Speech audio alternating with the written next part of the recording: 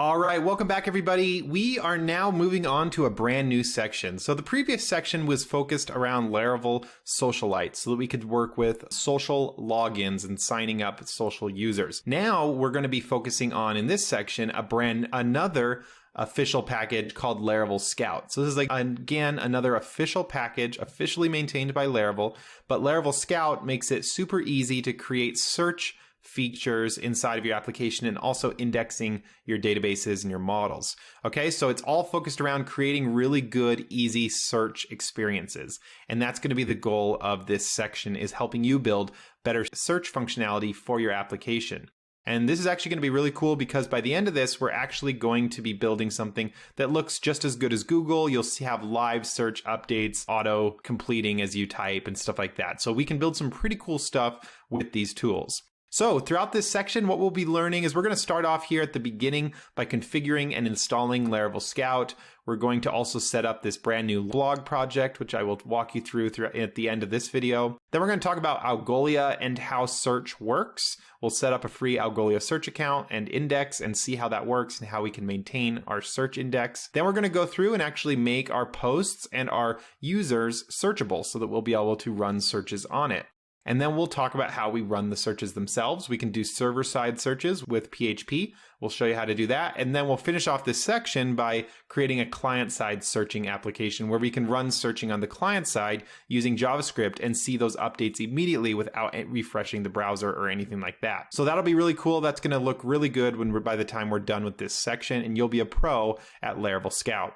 So let's start off with the first video in this section, which is setting up our project. I just want to go ahead and get us started with the project so that we have a basis to work with in future videos. So the goal of this video is just to clone a basic blog project. We're going to run the migrations, seed the database, and get it ready to go so that it's ready to start installing Laravel Scout, and we'll have something to search against. So I wanted to go through and actually create a blog project because I wanted to have something to search. Without, as it was right now, we wouldn't have a lot to search through. So if we could create a blog application, we would have something to search through, and we can seed the database with tons of information and kind of build up a nice little index and really get a practical example of how Laravel Scout works. Okay, so what we're going to want to do is we are going to clone this repository that you see here. You can write this down. We'll have this link in the description as well. And then basically what this is, it is a very basic blog that I built based on the Socialite project that we ended up in the last video. So I took that project. I didn't touch any of the social features or any of the authentication. All I did is I built upon it and just added a blog post model, some post CRUD, and a post controller, just so we can easily manage blog posts, and then built a basic database seeder so we can start seeding and feeding our database with tons of information, which will give us something to search against. So let's go ahead and get this set up, and with our terminal, we're going to clone this project and then go ahead and we'll have something to work with. All right, so here we are. We followed that link that is in the description and that was on that slide you just looked at, and this is where it's going to take you. So this is the release that we're looking at. It says Scout Project Starting Point.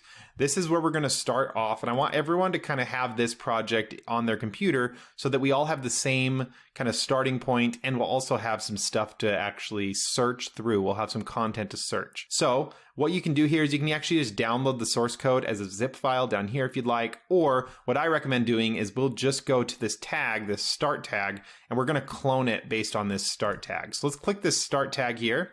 It's going to bring you over here, and make sure also you can see the tag that is selected is start. So you're not looking at the project, because this project will have a lot more stuff ahead of the start tag. So you want the beginning of the project, not the end of it. So make sure you're at the start tag. And then we're going to come over to this clone button. Click this. You're going to get a window here. Your URL might look different than mine, and that's okay. We're going to go ahead and copy this URL to the clipboard. And this is what we want to use to download and clone this project at this starting point right here, okay? So go ahead and get that URL, and then we're going to jump over to the terminal, and we're going to clone this project.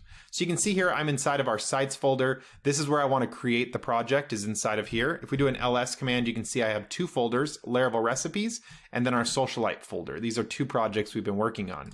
So what we're going to do is we're going to create another folder in here called Scout. So to do that, we're going to clone that repository that I have, git clone Then you're going to paste in that URL that you got. Keep in mind yours might look slightly different. That's okay. Git clone, and then we're going to do space scout. And this scout is going to name the folder scout that we're inside of here. So now we're going to go ahead and click enter. It's going to clone that and put it in a folder called scout. So now if we run ls, you can see we have Laravel recipes. Then we have a new project called scout, and then we've got socialite. So now we can cd into scout, and if we ls that now, it looks like a normal project. So we've gone ahead and built that and cloned it from the repository. Okay, so let's go ahead and just kind of atom this, take a look at this in the browser. And here we are inside of the text editor of Scout. Let's just take a look at what this project looks like real quick. If we go into the app folder, you can see we now have a post model that I created. It's got 3 fillable fields: title, content, and published. And then you can see that it links to a user. So a user will own each blog post, will belong to a user. And if we go to user now, everything's the same other than I did add one more relationship here so that a user can have many posts. Okay, so multiple posts can belong to a specific user. Otherwise, everything is the same. If we look at the controllers here, we have a post controller. This is a basic resource controller. You can see we have middleware, basic auth middleware, and on everything other than the show. So we're protecting all of these pages other than the show blog post page. All right, so we have our index where we view all of our blog posts. We can create a blog post. Here's where we store the first blog post. We validate the content. Then we store it in the database. We just have a title field and a content field. So it's very, very basic. And we have a published field, which will be Boolean, true or false. And then whether it's been published or it's still a draft. Here we display a single post from the database. Here we edit a single post. Again, this is all very basic. This is all stuff you should already know before you started this series. And then we've got our update. So we validate content, we update the content and redirect them. And then we have destroy. So again, nothing too groundbreaking here. Just made it very simple and for us to get started on. All right, now let's go ahead and if we take a look in the database folder, you can see we have some migrations. We have our users table, password resets table, and social accounts. These were all built in the previous sections, so that's nothing new. We do have a posts table, and that's the new one. It's a table called posts, and you can see we have a user ID field to create that relationship.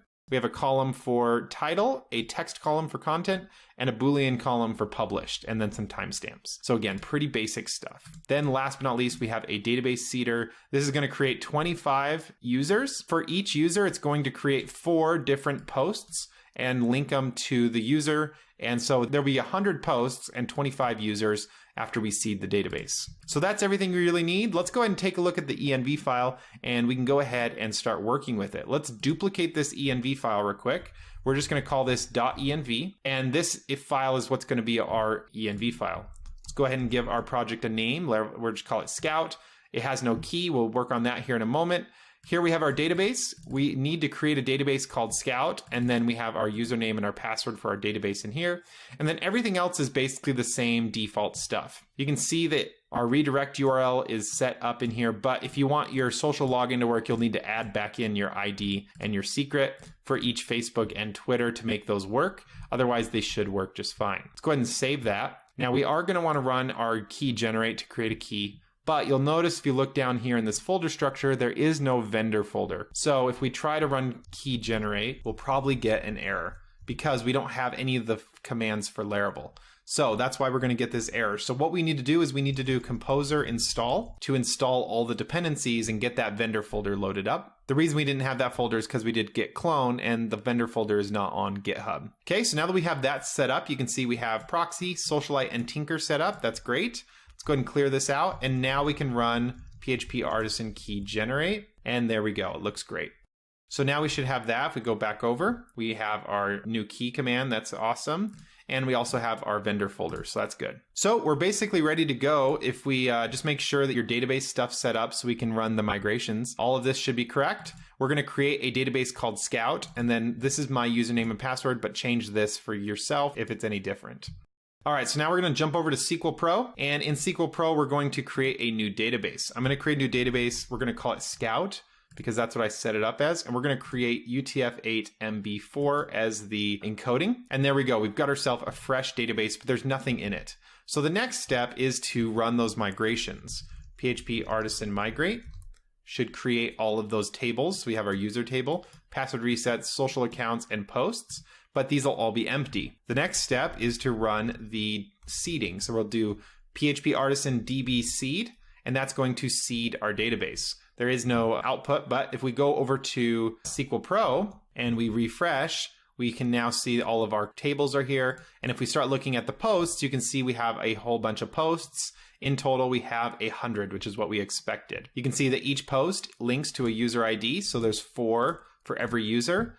There is a title. Then there is content for every blog post. And then here's the published column, which will be randomly true or false just by random. Okay, so these are all automatically generated. Yours will look a little different, but it'll be automatically generated. Then if we go to users, we have 25 users with a bunch of random names, email addresses, and then the password is going to be secret for all of them, SECRET. So secret is the password, and that's the same for all of them. So if you want to log in as one of these users, you can just grab their email address, go to the login page, put secret as their password, and then you should log in as them.